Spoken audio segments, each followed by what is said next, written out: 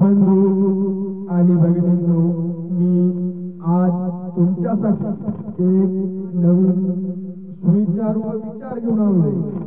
तो सुविचार व विचार पूर्णतः ऐकावा, आवडल्यास लाईक करावा, शेअर करावा आणि माझ्या अनमोल विचार मंच या यूट्यूब चॅनलला सबस्क्राईब सुद्धा करावा।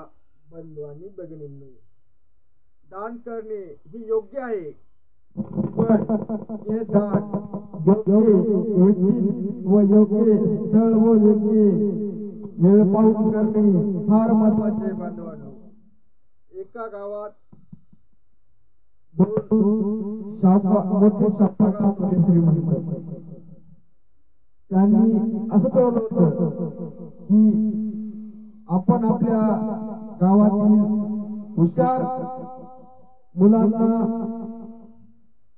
शिक्षणाची आणि याची मदत करूया, जे गोरगरीब आहेत त्यांच्या शिक्षणासाठी मदत करूया।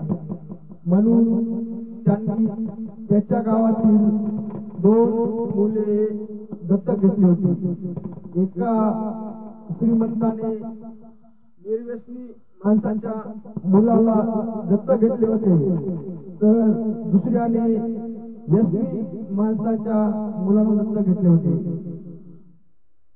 ज्याने व्यसनी माणसाच्या मुलाला दत्तक घेतले होते, पुढे ते त्यांचं प्राथमिक शिक्षण पूर्ण झालं, प्राथमिक माध्यमिक शिक्षण पूर्ण झालं गावातील।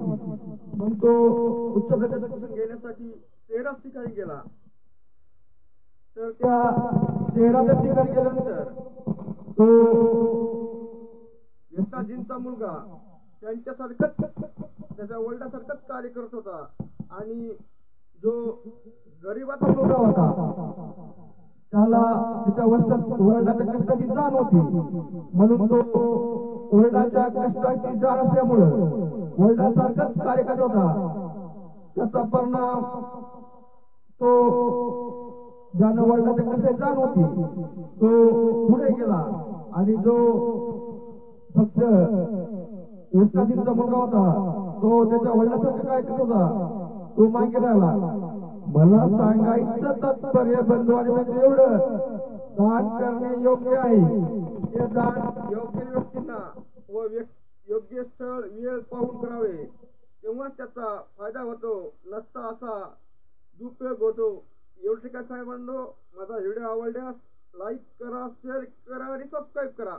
असं वाटलंय तुमच्या कामाचं नाही तर तुमच्या मित्राच्या, मैत्रिणीच्या, नातेवाईकाच्या कोणातरी काम असेल त्यांना तो शेअर करा आणि त्यांना सुद्धा लाईक आणि सबस्क्राईब करत सांगा, म्हणजे असे चांगले चांगले व्हिडिओ तुमच्यापर्यंत आले त्यांच्यापर्यंत जातील आणि भविष्यात कुठं ना कुठं माझा व्हिडिओ तुमच्या आणि त्याची का पडेल।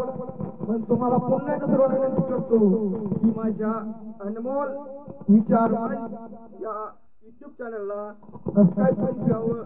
एवढं ठिकाणचं मानलो, धन्यवाद पुन्हा ऐकल्याबद्दल।